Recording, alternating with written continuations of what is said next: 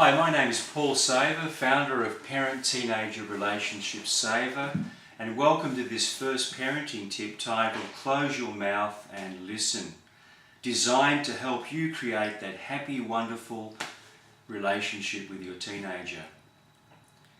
So starting today, initiate a conversation with your teenager where they get to do 99% of the talking, and where your lips are zipped, you're listening, and you're learning. Now, if you need some conversation starters, here's a couple. Let's pretend that our teenager's name is Joe. So conversation starter number 1, for example.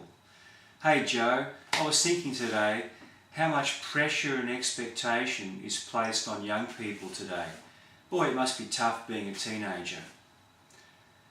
Well, conversation starter number 2. You know, Joe, I was a teenager once. I remember how my parents used to bug me, so I'm thinking maybe there's stuff that I'm saying or doing that's bugging you.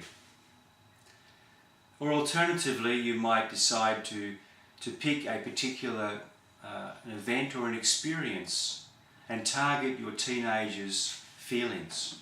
For example, hey Joe, I noticed you were really upset when your friend failed to show up the other day.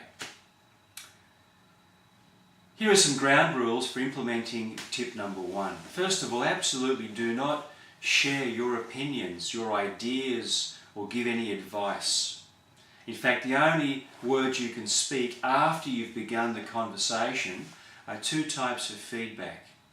First of all, encouraging words and statements like, I see, I hear what you're saying. Tell me more.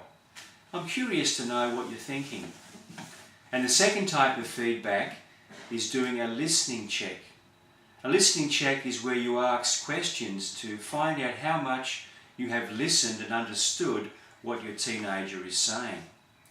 So for example, you might say, well, hey Joe, so what you're saying is, yada yada yada. You put in there a little neat summary of what you understood your teen has just said to you.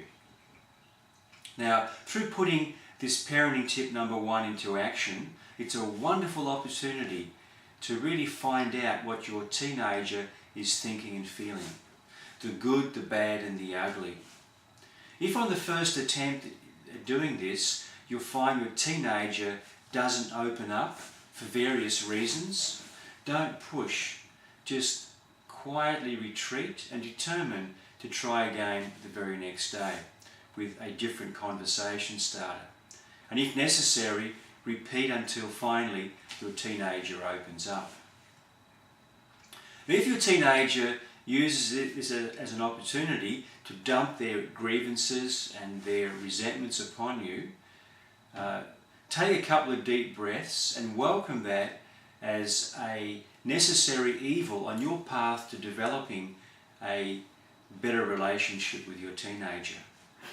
Whatever you say, don't fire back, and you'll be pleasantly surprised when your teenager realises you haven't passed judgment.